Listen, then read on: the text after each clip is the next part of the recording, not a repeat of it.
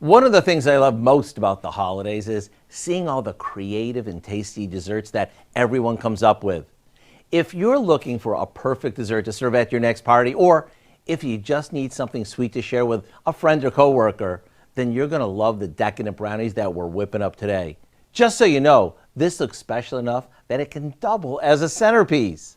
Here we have a boxed brownie mix that we baked in a 9x13 pan lined with foil. After it cooled, we popped it in the freezer for a few minutes to firm up. Now, we flip it out of the pan, remove the foil, and make 2 diagonal cuts starting at the top. This gets us our traditional Christmas tree shape.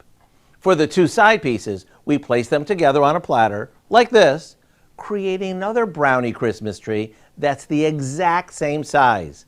We frost this with some canned frosting that we dressed up by adding some mint extract and food coloring.